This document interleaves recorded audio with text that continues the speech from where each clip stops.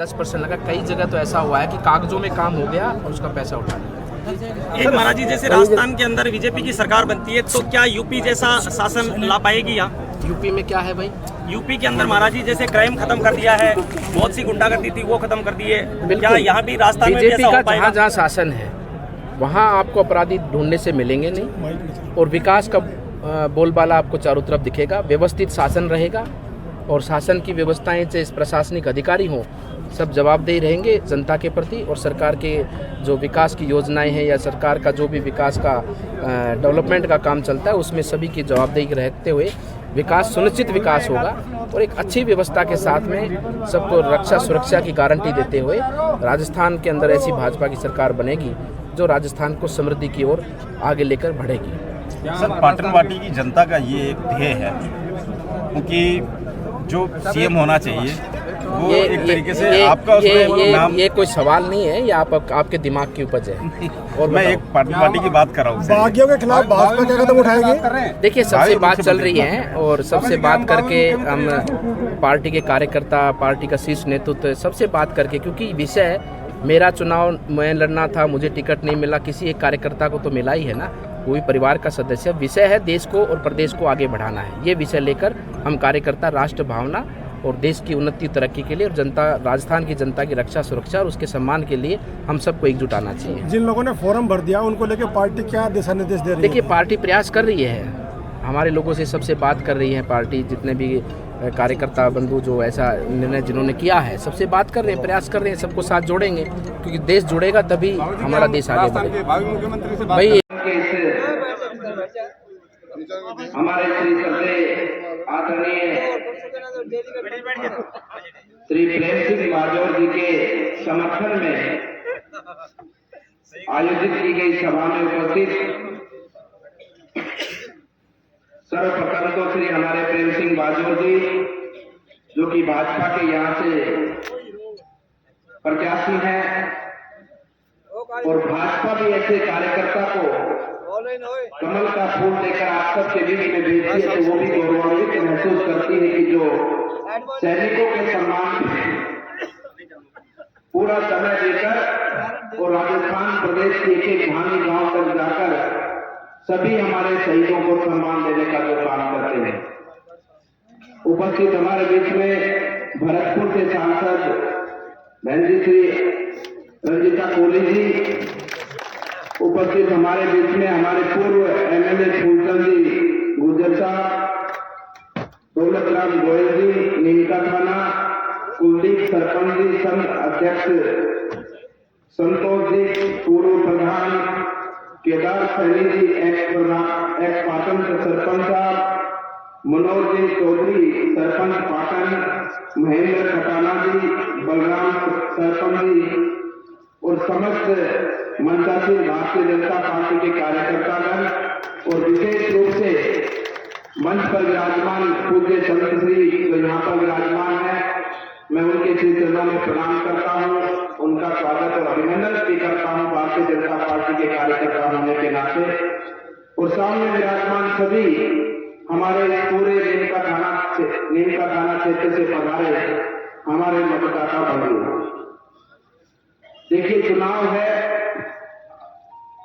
हर 5 साल में चुनाव होता है,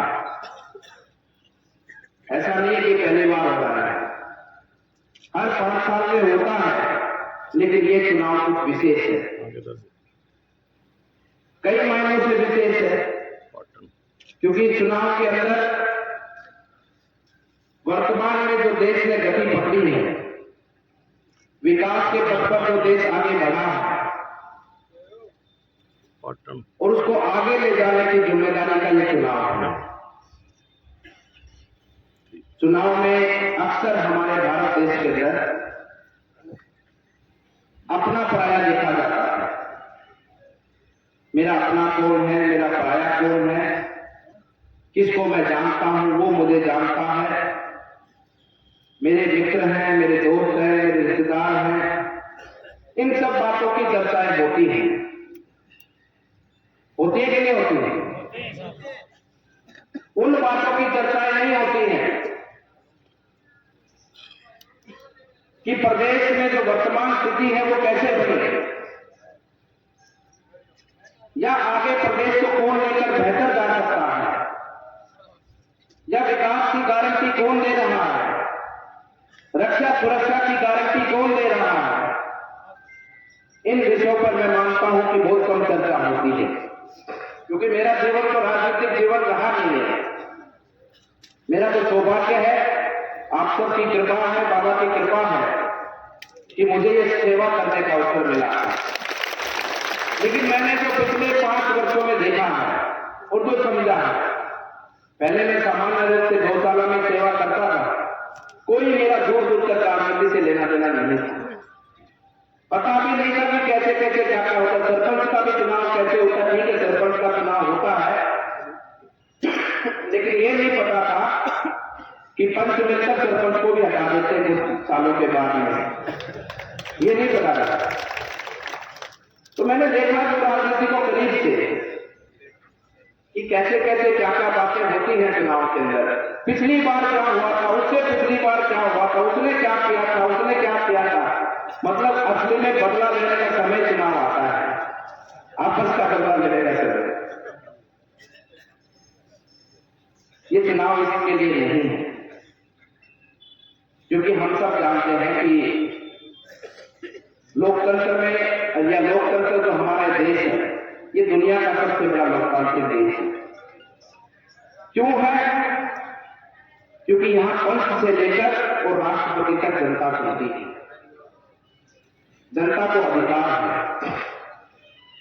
उसी नाते मैं कहना चाहता हूं कि आप सबको और हम सबको यह अभिमान भी है कि हमें सबसे बड़ी ताकत लोकतंत्र की भारत की जनता है।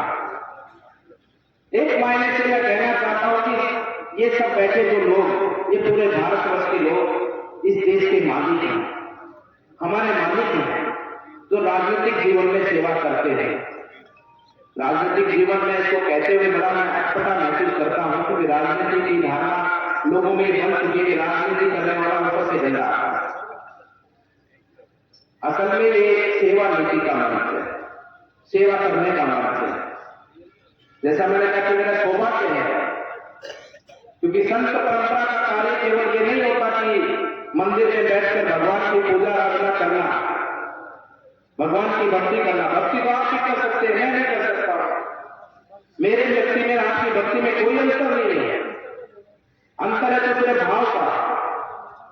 संत का मूल धर्म होता है समाज की सेवा करना, समाज को संगठित रखना, एकजुट रखना और समाज को समर्पित रखना अपने कर्तव्यों के प्रति, अपने धर्म के प्रति, जीव जंतु के प्रति सेवा भाव को और इस प्रकृति के उत्थान को आगे बढ़ाना। यही मूल संप्रदाय कर्म और धर्म होता है। और ये मुझे इस मंच से मुझे अवसर मिला सेवा करने का, हम सबको मिला है। बहुत सौभाग्यशाली लोग होते हैं जिनको ये अवसर मिलता है सेवा करने का। कितना बड़ा सेवा का दायित्व है ये। आप इसमें न केवल मानव जीव का, अपितु जीव जंतु, इस पूरी प्रकृति का पालन पोषण कर सकते हैं, उसको संरक्षण कर सकते हैं और आपके वर्तमान निर्णय से आने वाली कई पीढ़ियों का कल्याण कर सकते हैं। इसका बड़ा मंत्र है सेवा। इसलिए बंधुओं, वोट देना हमारी ताकत है, अधिकार है हमारा, और ये हमें गर्व है कि हमारी जो लोकतंत्र की ताकत है कि हमारा वोट देना अधिकार है। हम जिसको मर्जी चाहे वोट दे सकते हैं, इसमें हमें गर्व होता है। लेकिन कभी ये आपने सोचा है कि जितना बड़ा वोट देना हमारा अधिकार है, उससे कईयों गुना बड़ा वोट देना हमारी जिम्मेदारी है। हमारी जिम्मेदारी है, देश के प्रति जिम्मेदारी है, प्रदेश के प्रति जिम्मेदारी है, हमारी विधानसभा के प्रति जिम्मेदारी है। इसलिए चुनाव या कोई भी चुनाव हो, वो व्यक्ति का नहीं होता है, अपने पराये का नहीं होता है। चुनाव होता है भविष्य की योजना का। चुनाव होता है भविष्य की योजना का। चुनाव होता है हमारे आने वाले भविष्य का। चुनाव से निर्णय होता है कि हमारा देश आगे किस दिशा में जाएगा, हमारे देश को किस प्रकार से आगे उन्नति करनी है। अगर हम इस निर्णय